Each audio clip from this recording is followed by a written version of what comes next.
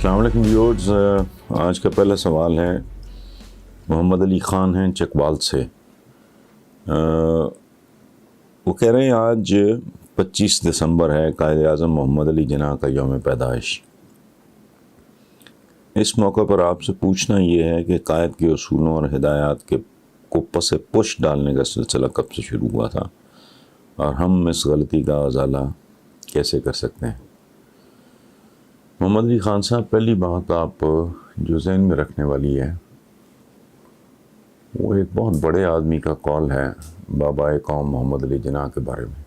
پہلے آپ سن لیں، اس آدمی نے کہا تھا کہ میں پورے بر صغیر میں، دوبارہ بولوں، پورے بر صغیر میں ایک ایسا آدمی میں نہیں جانتا، ایک جو جناح کی طرح انکرپٹیبل اور انپرچیزیبل ہو۔ دوسرا مسلمان پورے بر صغیر میں،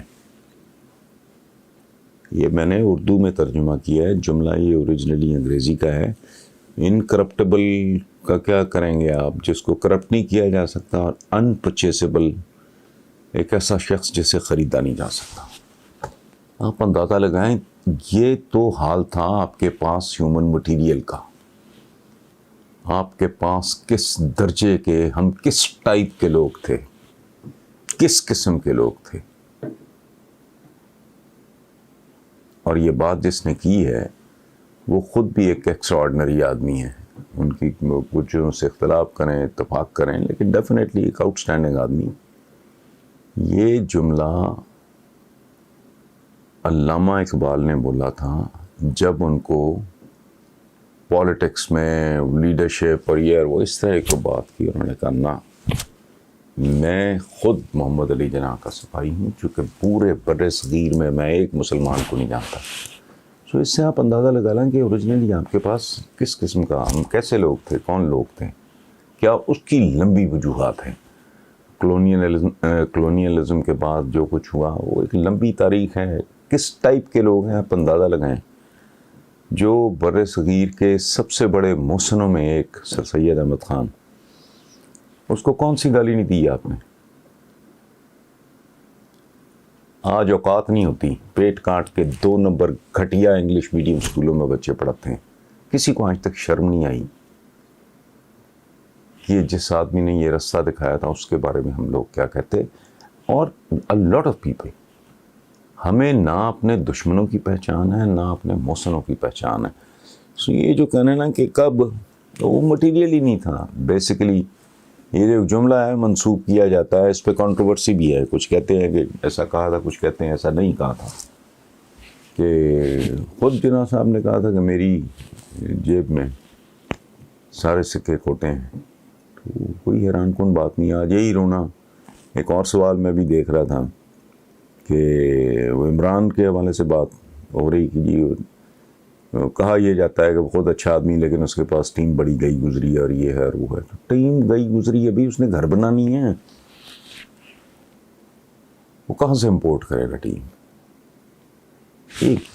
یہی آبادی ہے نا، یہی 22 24 25 کروڑ ہے جس میں سے آپ نے ٹیم پک کرنی ہے۔ نواز شریف کی بھی کیا ٹیم تھی، بھٹو کی بھی فار دیٹ میٹر کون سی ٹیم تھی، سوائے اس کے کہ انسٹیٹیوشنلائز کیا کہ نواز شریف نے کرپشن کو باقاعدہ ایک ادارے کی شکل دی پالیٹکس میں، جو بھٹو کے زمانے میں نہیں تھی۔ وہاں ادروائز وہاں کون سی توپیں تھیں، ایک ایک نام کا آنکھیں بند کر کے سوچتے جائیں، none of them was extraordinary۔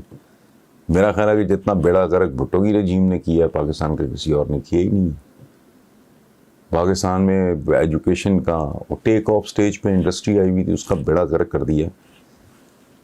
Education کو بالکل مکمل طور پہ برباد کر کے رکھ دیا۔ آج ہم جنہیں ایجوکیٹرز کہتے ہیں وہ انویسٹرز ہیں، ہمیں لفظ استعمال کرتے ہوئے بھی دھیان نہیں آتا، خیال نہیں آتا۔ سو یہ کہنا ہے کہ جی وہ ہدایات کو پس پشت، ہدایات کو کبھی کسی نے سنجیدگی سے لیا ہی نہیں، سنا ہی نہیں۔ جناح صاحب خود ایک سیلف میڈ اربپتی آدمی تھے، مہمان اٹھ کے جاتے خود بتیاں بجھاتے پھرا کرتے تھے۔ تو یہاں کا لیول دیکھیں آپ، یہ اپنی نہاریاں اور پسندیں اور کھدیں منگانے کے لیے نواز شریف کے 5000 افسانے ہیں، سب کو پتہ ہے۔ سو بہرحال سوال جو ہے وہ کوئی اتنا سالڈ نہیں ہے۔ Thank you very much. دوسرا سوال ہے، طالبہ ہیں کوئی ان کا نام ہے رابعہ خان، علامہ اقبال ٹاؤن لاہور سے، وہ کہتی ہیں کہ آپ حکمرانوں کی خامیوں پہ روشنی ڈالتے رہتے ہیں، لیکن میرا خیال ہے کہ ان لوگوں سے امیدیں وابستہ رکھنے میں اس کا کوئی فائدہ نہیں۔ عام پڑھے لکھے لوگوں کو سیاست اور ملکی قومی امور میں دلچسپی لینی چاہیے۔ تو بیٹا اس میں پرابلم ہے ایک کہ سیاست، جمہوریت ہم کہتے ہیں، یہ دنیا کا مہنگا ترین کام ہے۔ پاکستان کو تو چھوڑیں، سب سے بڑی ڈیموکریسی کلیم کرتا ہے ہندوستان، اور سب سے طاقتور ڈیموکریسی امریکہ، ادھر بھی آپ دیکھ لیں۔ اگر آپ اس بات کو پوری طرح سمجھنا چاہ رہے ہو تو ایک سیریل ہے انگریزی کا، واشنگٹن بہائنڈ کلوز ڈورز، اس کا نام ہے، وہ آپ پڑھ لیں تو آپ کو علم ہو جائے۔ پاکستان میں بہت بڑا پرابلم ہے ایک عام آدمی۔ اچھا، میں یہ بات 20 بار کر چکا ہوں کہ ہمارے ہاں جو ہمارے لو مڈل کلاس کے جو بچے ہیں، ڈاکٹرز بنتے ہیں، انجینئرز بنتے ہیں، جرنلز بنتے ہیں، ججز بنتے ہیں، لائرز بنتے ہیں، پینٹرز بنتے ہیں، you name it, I T experts اور یہ وہ، یو نیم اٹ، ٹاپ کے پلیئرز بن جائیں گے، سنگرز بن جائیں گے، ایکٹرز بن جائیں گے، سائنٹسٹ بن جائیں گے۔ جس فیلڈ میں آپ اٹھا کے دیکھو، لوور مڈل کلاس کے بچے وہ آپ کو کنٹریبیوٹ کرتے نظر آئیں گے اور اچھا پرفارم کرتے نظر آئیں گے، لیکن یہ چونکہ ایک بہت ہی ایکسپینسو شغل ہے، اور دوسری بات انفارچونیٹلی اس لیے اس کام کے لیے خاص طرح کا روگ ایلیمنٹ، غنڈہ ایلیمنٹ، بے شرم، بے حیا، بدماش، انسکروپلس، ایبسلوٹلی کیریکٹرلیس،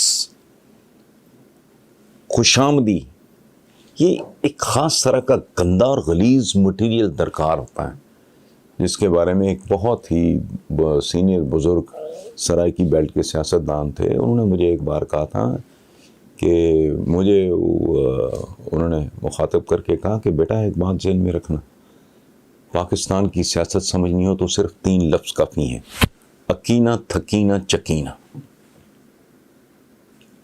اکتانا نہیں، تھکنا نہیں، جھجکنا نہیں، کسی بھی بے شرمی سے، بے حیائی سے، ڈھٹائی سے، بے شرمی سے، کرپشن سے، خوشامد سے، جھوٹ سے، فریب سے، دھوکے سے، اگر آپ نے اکتانا نہیں، جھجکنا نہیں اور اکینہ، تھکینہ اور جھجکنا نہیں ہے تو یہاں کوئی بھی بندہ کامیاب پولیٹیشین ہو سکتا ہے۔ تو جہاں سیاست کی ڈیفینیشن یہ اتنی گھٹیا ہو، وہاں ظاہر ہے کوئی نطفہ حلال تو کوئی ایکسیپشن ہی ہے، اگر آ سکے تو آ جائے، ادروائز تو سوال ہی نہیں پیدا ہوتا، کیونکہ ایک لوور مڈل کلاس کا بھی بچہ جس کا کوئی صاف ستھرا گھرانہ ہوگا، باپ ماں تھوڑے بہت بھی اگر پڑھے لکھے ہوں گے تو اس میں کوئی تھوڑی شرم حیا، کوئی ویلیوز ہوں گی۔ ہمارے ہاں آپ دیکھتے نہیں ہیں، یہ روز نہیں تماشا دیکھتے آپ، زرداری صاحب ان کے بارے میں کیا کہتے رہے، یہ ان کے بارے میں کیا کہتے رہے، یہ ان کی مرحومہ بیگم کے بارے میں کہتے رہے، ان کی مرحومہ ساس کے بارے میں، یہ روز تو دکھاتے ہیں کیسے کیسے جملے یہ لوگ نہیں ایک دوسرے کے بارے میں بول چکے، لیکن آج کتنی ڈھٹائی، بے شرمی، بے حیائی سے، اور ان کو پتہ ہے کہ فوٹیج اویلیبل ہے، چلائی جا رہی ہے، لوگوں کو دکھایا جا رہا ہے، لیکن لوگ بھی شاید آئی ڈونٹ نو اس قسم کا مٹیریل۔ تھینک یو بھائی۔ سوال تو کوئی ایسا سچی بات ہے ہم نہیں ہیں، لیکن شان محمد صاحب نے کویت سے پوچھا ہے کہ شیخ رشید کو وزیر ریلوے سے وزیر داخلہ بنا دیا ہے، عمران کی سیاسی مجبوری ہے وزارت داخلہ، تو یہ کیا کریں، عمران ٹکرے مار رہا ہے، اینڈ یہ صرف یہ ریلوے یا کیا کہتے ہیں یہ وزارت داخلہ، they are not the only one, جگہ جگہ جگہ جگہ وہ بار بار یہ ٹرائی کر رہا ہے، اور میرا ذاتی خیال ہے کہ شیخ رشید کو موقع دینا اس کی وجہ ہے کہ شیخ رشید بہت سیزنڈ، بہت تجربہ کار، اور پی ٹی آئی کے سب سے بڑے حریف، پیپلز پارٹی کی حیثیت تو سیکنڈری ہو گئی ہے، جو سب سے بڑا حریف ہے وہ کیا ہے؟ نون لیگ، اس کا تو بھیدی ہے، اس کی تو دایا ہے شیخ رشید. تو ان کو یہاں تک پہنچانے میں شیخ رشید کا بہرحال ایک بڑا اہم کنٹریبیوشن ہے. اور ایک زمانے میں تو یہ بازوئے شمشیر زن تھا شیخ رشید ان کا، نون لیگ والوں کا. تو اٹس اے گڈ چوائس، کر کے دیکھ لو، اور 2-4-6 مہینے میں یہاں بھی اگر دال نہیں گلتی پھر کچھ اور کر کے دیکھ لو. This is what he is doing. Imran کی تو عام پریکٹس ہی روٹین میں یہی ہے نا، اس کے علاوہ کیا ہے؟ مختلف لوگوں کو ہیٹلی اوپر کرنے کی کوشش کی جا رہا ہے. اور ایک اور بات بتاؤں، ہمارے یہاں ایک فلسفہ یہ چلتا ہے کہ جی وہ جڑا اتھے پیڑا اتھے بھی پیڑا. یہ غلط ہے. آپ مجھے ایک ٹیکسٹائل مل دے لو، آپ مجھے ایک شوگر مل دے لو، تو میرے سے کیا ایکسپیکٹ کرو گے آپ؟ وہ جو کہتے ہیں کہ right man for the right job, تو میں کیا کروں گا شوگر مل کا؟ میں ستیہ ناش ہی کروں گا نا. آپ مجھے ایک بیمار اخبار دے دو، یہ علیحدہ بات ہے میں کروں نہ کروں، لیکن اگر میں کروں گا تو میں بالکل ٹھیک کر لوں گا. سو اٹ ڈپینڈس کہ ایک بندہ اگر ایک جگہ پہ کلک کر گیا ہے تو وہ باقی جگہ پہ اچھا. ایک بار دوسری بات جو ایکولی اہم ہے کہ یہ جو تبدیلی کا ایک عمل ہے، یہ بڑا خوبصورت بنیادی تربیت ہے قدرت کی طرف سے. ہم جب کہتے ہیں کہ سب سے بڑا جاب انسانی تاریخ کا کیا ہے؟ اناج اگانا. بنی نوع انسان کی زندگی کا دار و مدار کس پہ ہوتا ہے؟ کھانے پہ ہوتا ہے نا. تو وہ کروڑوں سال پہلے بھی کسی نہ کسی فارم میں اگایا جاتا تھا. ٹھیک ہے. اور یہ پھر میں تھوڑا بھٹک جاؤں گا کہ پہلی فارمر جو ہے بنی نوع انسان کی تاریخ میں وہ عورت ہے. مرد شکار کے لیے چلے جایا کرتے تھے. وہ شی یوز ٹو آبزرو کہ بھئی یہ بیج گرا ہے، یہ پھوٹا ہے، یہ یوں ہے. اور پہلی صنعت کار بھی بنی نوع انسان میں وہ عورت ہی ہے، جو گھر بیٹھ کے پیچھے کبھی ٹوکری سیلی، کبھی فلانا کیا. یہ اینی وے، یہ میں اور طرف نکل جاؤں گا. تو یہ جو فارمنگ ہے، کھیتی باڑی ہے، یہ بیسیکلی کیا ہے؟ اس کی بنیاد ہے لینڈ پریپریشن، زمین کو تیار کرنا. ٹھیک ہے.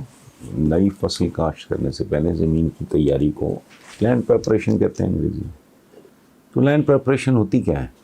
پرانے زمانے میں ہل چلتا تھا، اس کو جوتنا، اس میں آپ چاہے بیل جو لو یا جوت لو یا اونٹ کر لو، لیکن جو ہل جو تھا پہلے، وہ کام ٹریکٹر کر رہا ہے. تو وہ کیا ہے بیسیکلی؟ اس عمل کا مطلب کیا ہے؟ اس کو کہتے ہیں ہیٹلی اوپر کرنا. نیچے والی مٹی اوپر آ جاتی ہے، اوپر والی مٹی نیچے چلی جاتی ہے. یہ جو رد و بدلی ہے تو یہ بڑا ایک پازیٹیو. اچھا، اسی طرح آپ پانی کا بیہیویئر دیکھ لو. میں نیچر سے آپ کو مثالیں دے رہا ہوں تاکہ سمجھنے میں ذرا آسانی رہے. تو پانی کا کیا بیہیویئر ہے؟ بہتا رہے، چلتا رہے. تو وہ کہتے ہیں نا بہتا پانی پاک ہوتا ہے. تو وہ چلتا رہے. اسٹیگننٹ واٹر جو ہے وہ گندا ہوتا ہے، غلیظ ہوتا ہے، ناپاک ہوتا ہے. تو یہ ٹھہرے نہیں رہنا چاہیے. اس میں کوئی عیب نہیں ہے. یہ کوئی ویس تو ہے نہیں، پڑھے لکھوں کا تو معاشرہ. اب یہ فلوک لگا ہے پی ٹی آئی کا، 20-22 سال انہوں نے دھکے شکے کھائے ہیں، اس کے بعد اقتدار میں آ گئے ہیں. ظاہر پلے تو کچھ بھی نہیں ہے. ان میں سے کوئی چندے کوئی شفقت محمود جیسے لوگوں کو چھوڑ کے باقی تو نلے ہیں، سارے کے سارے پیدل ہیں بیچارے، ان کو تو ککھ نہیں پتہ. انہوں نے تو کبھی کوئی بطور گورنمنٹ فنکشنری کام نہیں کیا. تو بجائے اس کے کہ ایک للو پنجو کو بالکل ایک وزارت مل جائے، اور ظاہر ہے وہ بیچارہ الٹی سیدھی ہانکے گا، مارے گا. That is what is happening. تو لیٹس پرے. میں پہلے بھی کسی سلسلے میں بھٹو صاحب کی مثال دی ہے، تو ان کے بزرگ وغیرہ کیا تھے؟ وہ ایسے ہی تھے بیچارے، کان ٹوٹے ہی تھے، گامے مانجے تھے وہ سارے کے سارے. ان کے پاس کوئی ایکسپوئر نہیں تھا. اور دوسری بات میں آپ کو بتاؤں، یہ بہت زیادہ کلیم کرتے ہیں نون لیگ اور یہ نواز شریف اناڑی آ گیا. تو کیا تھا بھائی؟ تیری کیا اوقات تھی؟ یہ پہلے مولانا نورانی کے پاس گیا تھا. لوگ عام طور پہ کہتے ہیں کہ he started his political career from Tehreek Istiqlal. یہ غلط ہے. یہ چندہ لے کے وہ کیا جو بھی اس کو کہتے ہیں جو بھی معزز قسم کی رشوت ہوتی ہے, تو ٹکٹ لینے گیا تھا مولانا نورانی سے, انہوں نے بھگا دیا تھا اس کو. چندہ بھی انکار کر دیا تھا اور ٹکٹ سے بھی انہوں نے صاف انکار کر دیا. اس کے بعد اس کی لاٹری نکلی. اس کو کون سا تجربہ تھا؟ یہ لاہور شہر میں مشہور تھا, وہ اتفاق والے کا منڈا, کام جو کرتا تھا وہ چھوڑیں آپ. سو یہ تجربہ آ گیا جی. بھی اسی طرح تم نے بھی دھکے کھا کھا کے اگر کچھ سیکھا ہے, میرا نہیں خیال کہ لوٹ مار کے علاوہ کچھ سیکھا ہے, لیکن اگر کچھ سیکھا ہے تو وہ آن جاب ٹریننگ تھی نا. تو آج ان کے بارے میں تانے دے رہے ہیں, تو کل تم بھی اسی طرح کے تھے نا. کیا تھے تم؟ تو پاکستان میں اسی طرح ہی ہوتا ہے, doing and learning at the same time unfortunately, جس کی قیمت پھر قوم کو دینی پڑتی ہے, ملک کو دینی پڑتی ہے. تو باقی کوئی نہیں, شیخ رشید کو ٹرائی کیا ہے تو اچھی بات. ماہا خان ہیں پنجاب یونیورسٹی لاہور سے, وہ پرابلی اسٹوڈنٹ ہوں گی. تو پوچھتی ہیں کہ آپ نے کئی حکمرانوں کے دور دیکھے ہیں, پاکستانی عوام کو کس دور میں زیادہ مطمئن اور بہتر زندگی گزارتے پائے ہیں. ماں بیٹا پہلی بات تو یہ ہے کہ میں نے کئی حکمرانوں کے دور, بات تو ٹھیک ہے لیکن اب ایسا بھی نہیں کہ میں بہادر شاہ ظفر کا میں کلاس فیلو تھا یہ ہو. لیکن بہرحال پاکستان بننے کے بعد جب میں نے ہوش سنبھالا ہے, school going boy very young, وہ ایوب خان کا دور تھا. وہ نسبتاً ایک زیادہ مستحکم, متوازن اور بہتر دور تھا. اس میں سارا کریڈٹ ایوب خان صاحب کو نہیں, چونکہ اس کے اکنامک انڈیکیٹرز جس طرح بیان کیے جاتے ہیں وہ درست نہیں ہیں. مجھے اگر آپ نے دوبارہ یا پھر سہبارہ اگر پوچھا تو پھر میں آپ کے ساتھ وہ شیئر بھی کر لوں گا. وہ جو اکانومی کے بارے میں وہ ڈیکیڈ آف عشرہ ترقی, ڈیکیڈ آف پروگریس وغیرہ جسے کہا جاتا ہے, وہ صورتحال اس سے تھوڑی ڈفرینٹ ہے. لیکن ایوب خان صاحب کا جو دور تھا, میں نے لوگوں کو مطمئن دیکھا, اور اس کی وجہ صرف ان کی اکنامک ریفارمز, وہ جو ایک کانسیپٹ آیا تھا ٹرکل ڈاؤن اکانومی کا, اور ڈاکٹر محبوب الحق وغیرہ جیسے لوگوں نے, کہ جی جو 22 خاندانوں کا بڑا رولا تھا اس زمانے میں, کہ ٹاپ پہ 20, 30, 40, 50 خاندان تگڑے کرو تو ٹرکل ڈاؤن. یہ بڑی توہین آمیز ٹرم ہے. ٹرکل ڈاؤن کا مطلب ہوتا ہے کہ بھیڑیے جو کھا لیں گے ان میں سے جو بچا کچا ہوگا نا, ان کے منہ سے جو ریزے گریں گے وہ پھر یہ کتے بلے کھا لیں گے. یہ ٹرکل ڈاؤن افیکٹ یہ کوئی. لیکن بہرحال یہ چونکہ بنیادی طور پہ ہم جیسے ملکوں کا سارا نظام ہے سرمایہ دارانہ نظام, تو اس میں تو یہی کچھ ہے. بہرحال ان کا دور بہتر تھا, جس کا ایک بہت بڑا فیکٹر یہ تھا کہ اس وقت حرص, ہوس, لالچ, طمع کا ہرگز یہ عالم نہیں تھا. اور اس کی وجوہات ہیں, وہاں کچھ لینے کو دکھانے کو تھا ہی کچھ نہیں. اب آپ یقین کرو, میرا اپنا تعلق ایک بڑے متمول گھرانے سے ہے. ہمارے گھر کا ٹوٹل میں آپ کو بتاتا ہوں, آج 65, 66, 7, 8 وغیرہ میں ہمارے گھر میں ہر کمرے میں پیڈسٹل یہ سیلنگ فین تھا, اور وہ 2-3 پیڈسٹل فینز ہوں گے, ایک گرنڈک کا ریڈیو تھا, ایک آدھ کوئی اور چیز ہوگی الیکٹرانکس کا. ٹوٹل یہ گاڑیاں ہمارے پاس 2 تھیں, اور تب میں لال پور کی بات کر رہا ہوں, دور دور تک تو گاڑی نہیں تھی کسی کے پاس, اور فاصلے ہی نہیں تھے تو گاڑی کسی نے کیا کرنی تھی. یعنی ہمارا ایک گھر پیپلز کالونی میں تھا, تو آنا جانا یہ وہ سارا, یہ آئی ڈونٹ نو, مجھے یہ بھی کوئی جواز نہیں, فاصلے ہی نہیں تھے. لال پور کیا تھا, 8 بازاروں کے ارد گرد باہر پھیلا ہوا.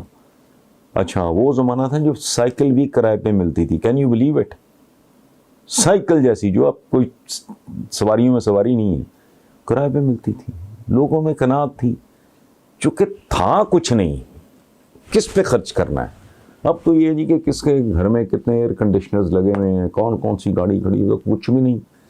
دو طرح کی بیسیکلی دو طرح کی گاڑیاں ہوتی تھیں. جو روسات ہیں, فیوڈلز تھے, وہ امریکن گاڑیاں استعمال کرتے تھے. وہ کیا, شیورلے ہوتی تھی, کیڈلک ہوتی تھی, بیوک ہوتی تھی, اس طرح کی گاڑیاں لمبی, ٹھیک ہے. یا پھر اپر مڈل کلاس اور متمول لوگوں کے لیے گاڑیاں تھیں مورس, انگلش کار تھی. یہ جاپنیز گاڑیوں کا تو وجود ہی نہیں تھا. یہ مورس, اوپل, یہ وہ اس طرح کوئی انگلش گاڑیاں, تو کچھ وہ اپنا جرمنی کی گاڑیاں. فاکس ویگن ہوتی تھی, وہ جرمنی کی تھی. یہ تو وہ تین گاڑیاں ہوتی تھیں, گاڑی نظر ہی نہیں آتی تھی. سو دنیا ہی اور تھی, ریتلی اور تھی, پریورٹیز ہی اور تھیں. اب تو ایک ریٹ ریس ہے. ریٹ ریس کہتے ہیں, اردو میں ترجمہ تو بنتا ہے اس کا چوہوں کی دوڑ. تو یہ انگریزی کا ایک ایکسپریشن ہے, ریٹ ریس. تو اس کو انگریزی میں ہی ایکسپلین بھی کرتے ہیں کہ even if you one you'll remain a rat. یعنی چوہا دوڑ ہے, اگر تم جیت بھی جاؤ گے تو رہو گے چوہے ہی.